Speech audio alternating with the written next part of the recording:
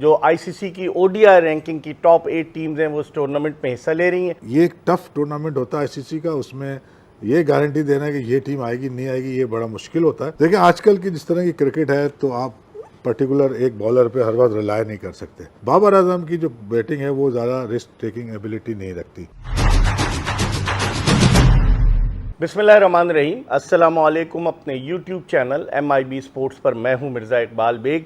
Cricket का मेला champions trophy की सूरत में 8 साल के तवील अरसे के बाद सजने जा रहा है 19 फरवरी से, और पाकिस्तान और न्यूजीलैंड का पहला मैच है। 8 टीमें जो आईसीसी की ओडीआई रैंकिंग की टॉप 8 टीम्स हैं वो इस टूर्नामेंट में हिस्सा ले रही हैं।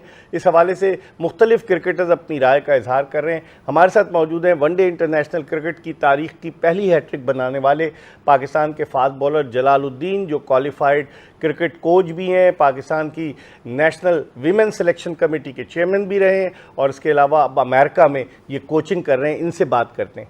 जहाँ भाई, कैसे देखते हैं आप इस सारे सिनारियों में 8 टीमें हैं और टॉप 8 टीम्स हैं, और पाकिस्तान की हम अगर बात करें तो?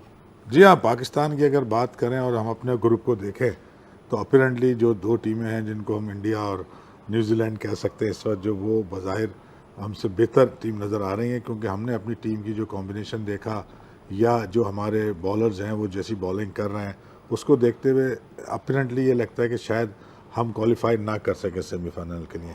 मगर जब हम बात करते हैं क्रिकेट की तो क्रिकेट में हर चीज़ पॉसिबल है। उस पर्टिकुलर डे में कुछ चीज़ भी हो सकती है, मगर आउटसाइड अगर हम देखें बैठ के और कंपेयर करें तो शायद हमारे ग्रुप में न्यूजीलैंड और इंडिया का चांस हमसे ज़्यादा नज़र आ रहा है। इसी तरह अगर आप दूसरे ग्रुप की बात करना चाहें तो उसमें भी हमने देखा 4-5 टीमें। ऑस्ट्रेलिया जैसे आप पता है कि बहुत से प्लेयर नहीं आ रहे हैं उसमें, तो वहाँ अगर हम किसी ये कहेंगे जी कौन सी 2 टीमें होंगी, और तो उसमें मैं समझता हूँ कि जो साउथ अफ्रीका और इंग्लैंड के चांसेस ज़्यादा नज़र आ रहे हैं। मगर ये एक टफ टूर्नामेंट होता है आईसीसी का, उसमें ये गारंटी देना कि ये टीम आएगी नहीं आएगी ये बड़ा मुश्किल होता है। मगर हम जब बाहर से बैठ के देखते हैं और ऑन पेपर चीज़ें देखते हैं तो इसमें ये 4 टीमें मुझे ज़्यादा फेवर लग रही है। अब जब गेम शुरू होगा और टूर्नामेंट शुरू होगा जो कि 2 दिन बाद शुरू होने जा रहा है, तो असल गेम में क्या कौन किस तरह से सिचुएशन के मुताबिक चीज़ों को ग्रैब कर रहा है या मोमेंटम को कंट्रोल कर रहा है, वो सारी चीज़ें भी इस परफॉर्मेंस का हिस्सा होती है। खाली प्लेयर्स या नाम नहीं होते, बल्कि आप किस दिन कैसा उस जगह खेलेंगे और जो चीज़ें आपके फेवर में आ रही हैं उनको पकड़ के रखेंगे, वो टीमें टूर्नामेंट जीता करती हैं। तो इस लिहाज से इन 2 टीमों का, जैसे मैंने पाकिस्तान ग्रुप में कहा, अपरेंटली ज़्यादा चांस है। अब पाकिस्तान को ये साबित करना चाहिए कि हमें गलत करके दिखाए और जीत के दिखाए। आखिरी पाकिस्तान दोनों मैचेस न्यूजीलैंड से हारा, तो आप नहीं समझते थोड़ा सा मोरल डाउन होगा पाकिस्तान का, थोड़ा अंडर प्रेशर होगा? न्यूजीलैंड की बैलेंस टीम है, हमारी टीम के कॉम्बिनेशन पर बहुत सारी तनकीद हुई है, तो उस लिहाज से देखते हैं। और वैसे पाकिस्तान अनप्रिडिक्टेबल टीम है, किसी भी दिन कुछ भी कर सकती है। तो आप समझते हैं कि पाकिस्तान न्यूजीलैंड से अंडर प्रेशर होगा? अंडर प्रेशर तो ओवरऑल जब भी आप मैच खेलते हैं तो होते ही हैं। उस प्रेशर को बेयर करने की सलाहियत कितनी है वो एक इम्पॉर्टेंट चीज़ होती है। तो हमारे ज़्यादातर प्लेयर वो बेयर नहीं कर पाते प्रेशर, जिसकी वजह से हम बाज़ दफ़ा जीते जीते मैच भी हार जाते हैं, या जीता हुआ मैच, या ऐसा कभी बहुत कम देखने में मिलता है कि हारा हुआ मैच जीत ले। वो ये सारी चीज़ें फिर इसी साइड पे आती है, मेंटल साइड पे, कि आप प्रेशर में कितने फर्म और वो रहते हैं। तो पाकिस्तान टीम सारे 2 मैच हारी है, वो मोरल तो उनका हाई नहीं होगा अगेंस्ट न्यूजीलैंड, मगर फिर मैं वही कहूँगा कि अब वो कहानी ख़त्म हो गई, यानी ट्रायंगल ख़त्म हो गया। और अच्छी टीमें यही किया करती हैं कि हार या जीत दोनों को बहुत देर तक याद नहीं रखती, और अगले वाला जो आपका इवेंट है जो कि बहुत बड़ा इवेंट है उसकी तरफ फोकस होना चाहिए।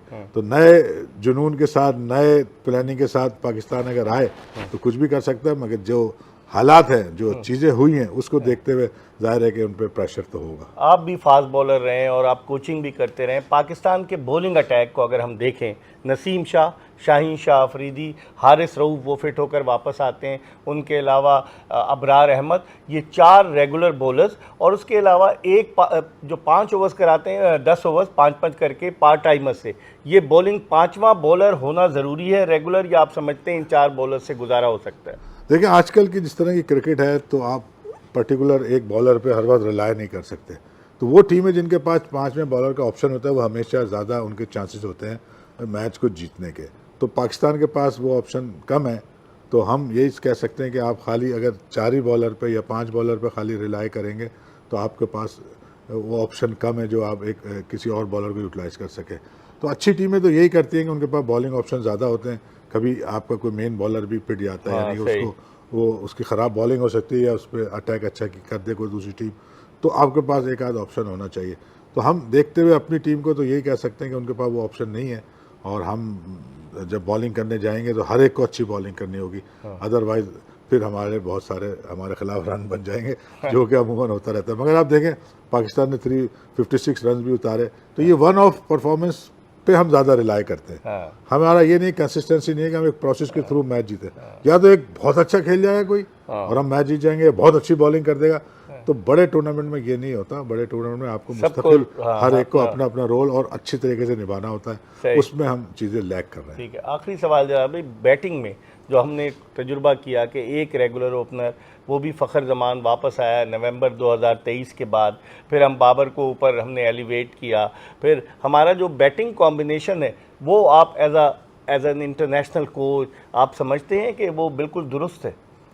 देखिए आजकल की जो क्रिकेट है, मॉडर्न डेज क्रिकेट में हर प्लेयर का एक रोल होता है। जैसे अगर बाबर आजम ओपन आ रहे हैं, बाबर आजम ओपन करने आ रहे हैं, जो कि वो अमूमन नहीं कर रहे होते, तो उनका रोल डिफाइन होना चाहिए।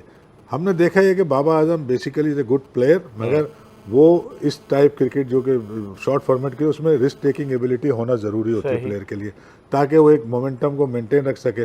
बाबर आजम की जो बैटिंग है वो ज़्यादा रिस्क टेकिंग एबिलिटी नहीं रखती, वो अपने आप को अडॉप्ट नहीं कर रहा। उस तरह कर लें तो शायद वो और ओपनर भी अच्छे बन सकते हैं बहुत शॉर्ट फॉरवर्ड में। तो इसलिए हमारे पास जो रोल है उसमें फ़खर आलम थोड़ा सा फ़खर जमान जो है वो थोड़ा उनमें ये रिस्क टेकिंग एबिलिटी है। फिर हम अगर आगे चले जाएं, हमारे पास रिजवान अच्छे प्लेयर है, वो रन बॉल खेल लेते हैं, और सलमान आगा आजकल अच्छी फॉर्म में है, मगर ये कि सऊद शकील इतना कोई परफॉर्म कर नहीं पाए। मगर जो एक स्टेज पे आपको पावर हिटिंग वाली जो चीज़ चाहिए होती है वो हम लैक कर रहे हैं। अब अगर यही प्लेयर किसी बार अच्छा खेल जाए तो अलग बात है। और फहीम अशरफ को देखे हमने पावर हिटर उन्हें कह नहीं सकते, क्योंकि पावर हिटिंग का मतलब खाली छक्का मारना नहीं होता, आपकी और चीज़ें भी उससे रिलेट कर रहे थे जब आप हिटिंग कर रहे होते हैं। आपकी अलाइनमेंट भी अच्छी हो, आपका बैलेंस हो, आपकी जजमेंट अच्छी हो, ये सारी चीज़ें मिला के कॉम्बिनेशन बनता है पावर। ज़ाहिर है मस्कुलर पावर भी चाहिए होती है।